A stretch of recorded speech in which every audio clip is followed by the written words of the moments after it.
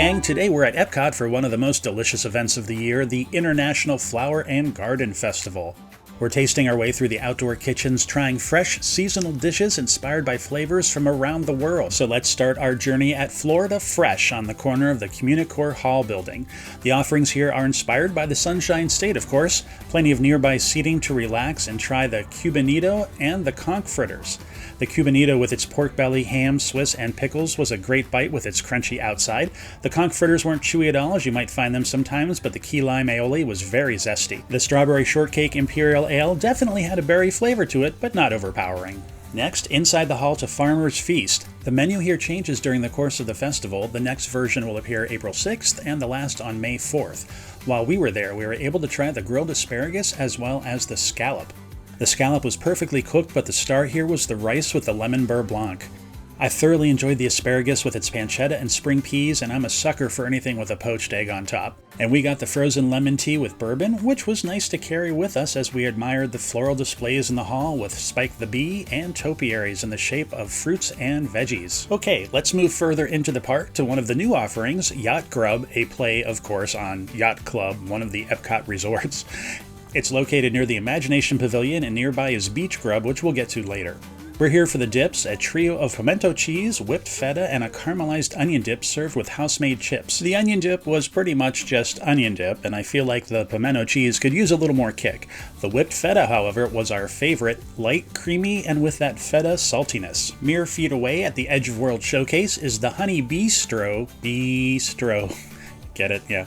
Sponsored by the National Honey Board. We got both of the food items here, starting with the chicken and waffles. This was a huge, crispy piece of chicken on a cornbread waffle with whipped honey butter and spicy honey. The butter put this dish over the top, mixing with the honey to make every bite crispy, fatty, and sweet. Would definitely get again. The honey glazed cauliflower was an interesting dish with its sunflower brittle, but we thought the grapes were overkill. Good to try once though, especially at the $5 price. Moving toward Mexico, next is Pineapple Promenade.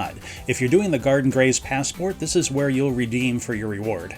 No food here for us, but I did find a new favorite beer, the Perny Haze Hazy IPA from Wicked Weed. Don't expect pineapple flavor, but it is slightly citrusy and very enjoyable, even if you don't like IPAs. Cheers, here's to you. I think I got 3 or 4 of these while we were visiting. Well, we're going to backtrack into World Discovery to the Brunch Cod booth by Test Track. This is a fun menu and isn't necessarily just for your morning meal. Any festival that has the avocado toast is okay in my book. It's topped with marinated tomatoes, edible flowers, and plant-based cheese crumble, which was so good actually I would swear it was made from milk. The shrimp and cheddar grits was pretty tasty, but be warned, there's a little bit of heat in those shrimp. This is the world's prettiest avocado toast, but it is hard to eat. It is a pretty big bite. You may want to use a fork and knife to disassemble it. Now into the nicely air-conditioned Odyssey restaurant for the Citrus Blossom. Here we tried out the citrus baked brie with orange marmalade and limoncello blueberries and spiced almonds, and it was just fine. No need to get it again though. The tempura shrimp were a little strange in that they lay out flat like that, but they're fun to dip into the orange chile sauce. Back into World Showcase for trowel and trellis. The menu here has some plant-based meatballs with impossible beef, but we got the soy-glazed pork sticky ribs. Okay, the flavor on these from the sauce was delicious, but the meat itself was overly tough and chewy. I would not recommend getting these unless they fix that problem. And now to Jardin de Fiestas, where we got the Oaxacan Sweetheart with mezcal, lemon juice, and honey. This was a fun drink with a mini honey dipper to mix things up. For food, we got the giant tostada de carne with barbacoa beef, guacamole, and salsa macha. At the price of $11.50, I was not very impressed with this. It kind of gave me Taco Bell vibes. Time to venture further into World Showcase, past Norway to China and the Lanwan Kitchen. There was a pretty big line, but it moved quickly. We skipped the cheesy K-Rab wontons for $9.75 and went instead with the satay beef bao bun filled with pan-fried beef and red onion with peanut sauce. As with all bao, I wish this thing was twice as big as it was, but it was still a really tasty bite. The menu said there were jalapenos in there as well, but I didn't notice any heat from them if there were. Side note, I noticed the Lotus Blossom Cafe had a new beer, the Lucky Foo Pale Ale, so I got one to try. It wasn't my favorite. It had a bit of a funky flavor that turned me off a little. I just don't seem to be a fan of most Chinese beers. Oh well. Continuing to stroll around World Showcase, we're passing by the refreshment outpost and heading to Germany and the Bauernmarkt kitchen for some fan favorites. We started with the Apfelschum wine, apple sparkling wine, and apple liqueur. Yum! We also got the potato pancakes with ham and cheese, but the real hero here is the toasted pretzel bread topped with Black Forest ham and melted cheese. I came back for another one of these with the crusty bread and melty cheese. So good! Alright, time for a break with the Garden Rocks performance from Peter Noon. Mrs. Brown, you've got a lovely daughter.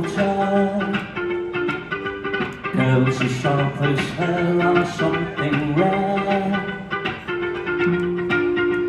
Walking about, even in France is on fire. Makes a bloke feel so proud.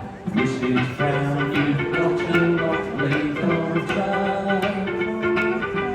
Mrs. Brown, you've got a lovely daughter. Mrs. Brown, you've got a lovely daughter. Yes, we were there during the fire in the France Pavilion. That added a little excitement to the day.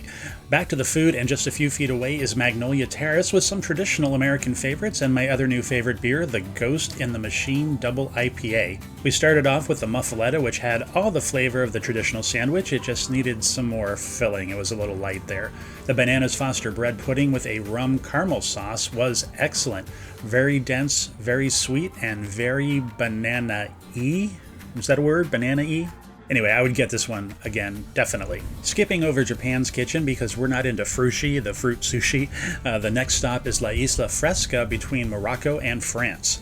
Now they have some fun drinks on the menu, and the jerk chicken sounded amazing, but we just got the seafood ceviche with shrimp, scallops, and fish. Sure, it's a small cup, but it's enough to share, the flavors are fresh, and the seafood was the perfect texture. Next up is a fan favorite kitchen, Fleur de Lis in France, except this time I felt there were a couple of misses. We've enjoyed the creme de brie bread bowl here before, so we know they know cheese, but the croissant with goat cheese is so very one note, it's just croissant and goat cheese. It didn't really work for me.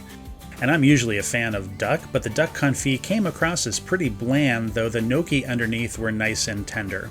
So once and done for both of these was enough for me. We're eating our way around, but of course we always stop and admire the character topiaries. I need one of these things in my backyard. Back to the food, I mentioned beach grub earlier, and that's where we get our last item, the s'mores bar. This is fudge brownie covered with dark chocolate, toasted meringue, and finished off with smoked graham cracker crumbs. This is rich and decadent, but the dark chocolate keeps it from being too sweet.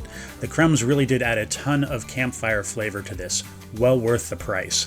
Nearby is an area for kids. It's called Play Along Bay, another play on a name, this time Storm Along Bay at the Yacht and Beach Club. And that's a wrap on our Epcot Flower and Garden food adventure. From the grilled asparagus to the cheesy pretzel bread, the festival delivered some incredible flavors. All right, who's ready for food and wine?